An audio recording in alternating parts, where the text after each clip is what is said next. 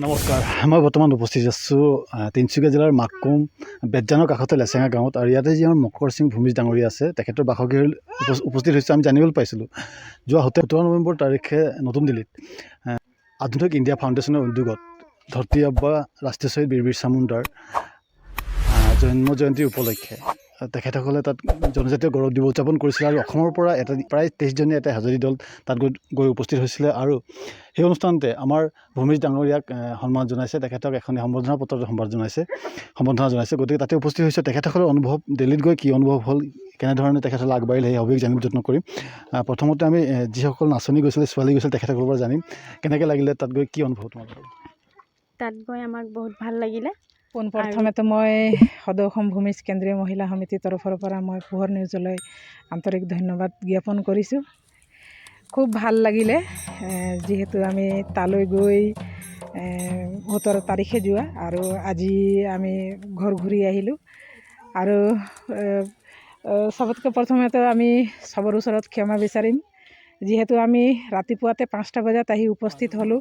আৰু শেখৰদা আহি পাওঁ মানে আমি খৰখেদাকৈ শেখৰদাৰ লগত অলপ কথা পাতোঁ বুলি ওলাই আহিলোঁ। সেইকাৰণে আমি আমাৰ নিজৰ জাতীয় সাজ পোছাকত নাই, সেইবাবে মই সকলোৰে আগত ক্ষমা প্ৰাৰ্থী। আৰু আধুনিক ইণ্ডিয়া ফাউণ্ডেশ্যনৰ দ্বাৰা আয়োজিত বীৰ শ্বহীদ ৰাষ্ট্ৰীয় বীৰ শ্বহীদ ধৰতী আবা বিৰছা মুণ্ডাৰ জন্ম জয়ন্তী উপলক্ষে যোৱা 17 নৱেম্বৰ 2024 তাৰিখে lady Hardinge medical college Swarna Jayanti গৃহত যি জনজাতীয় গৌৰৱ দিৱসৰ উদযাপন কৰা হৈছিল। সদৌ অসম ভূমিজ সমাজ ঝুমুৰ দল হৈ আমি তাত উপস্থিত হৈছিলোঁহি। আমাৰ যিহেতুকে আমাৰ তাত আমাৰ ঝুমুৰ নৃত্য আৰু জাহালী গীত পৰিৱেশনৰ কাৰণে নিমন্ত্ৰণ জনোৱা হৈছিল। আৰু আমি খুবেই ভাল অনুভৱ কৰিছোঁ, যিহেতুকে আমি সেই অনুষ্ঠানলৈ নিমন্ত্ৰণ পাই আমি আমাৰ 23জনীয়া ঝুমুৰ দল এটা আমি তালৈ গৈ আমাৰ নৃত্য প্ৰদৰ্শন আৰু জাহালী গীত পৰিৱেশনৰ সুবিধাখন পালোঁ। লগতে আধুনিক ইণ্ডিয়া ফাউণ্ডেশ্যনৰ কৰ্মকৰ্তা বিষয়ববীয়াসকললৈও মই আমাৰ সভাপতি DK চৌহান ছাৰ, চুমু মিৰ্ধা আৰু ৰাজীৱ মাহাতলৈও ধন্যবাদ জ্ঞাপন কৰিছোঁ আমাৰ দলৰ হয়। আৰু আপোনাৰ জৰিয়তে মই মোৰ দলৰ লগত যিখিনি ছোৱালী গৈছিল, সেই ছোৱালীৰ অভিভাৱক আৰু মোক সহযোগ কৰা সকলোলৈ মই ধন্যবাদ জনাইছোঁ, যিহেতু তেওঁলোকৰ সহযোগৰ কাৰণে আজি মই তাত বা আমি তাত গৈ সক্ষম হৈ ঘূৰি আহিবলৈ সফল হৈছোঁ। মানে তো তেওঁলোকক সদৌ অসম ভূমিজ সমাজ তৰফৰ পৰা বহুত বহুত ধন্যবাদ জনাইছোঁ।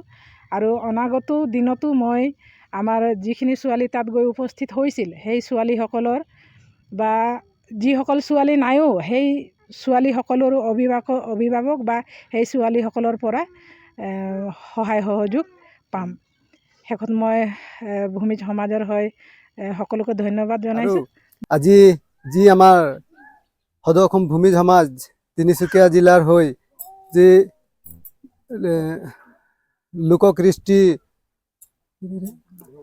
লোককৃষ্টি সম্বৰ্ধনা পোৱা মই মকৰ সিং বাবা ডাঙৰীয়াক মই আন্তৰিকতাৰে অভিনন্দন আৰু কৃতজ্ঞতা জ্ঞাপন কৰিছোঁ। লগতে আধুনিক ইণ্ডিয়া ফাউণ্ডেশ্যনৰ গ্ৰুপক মোৰ ফালৰ পৰা আন্তৰিক অভিনন্দন জনাইছোঁ। লগতে আমাৰ অসমৰ ৰাজ্যপাল তেখেতকো মই অশেষ ধন্যবাদ জনাইছোঁ, ইমানখিনি সন্মান জনোৱাৰ বাবে আমাৰ সমাজৰ মকৰ সিং ভূমিজ দেৱ ডাঙৰীয়াক।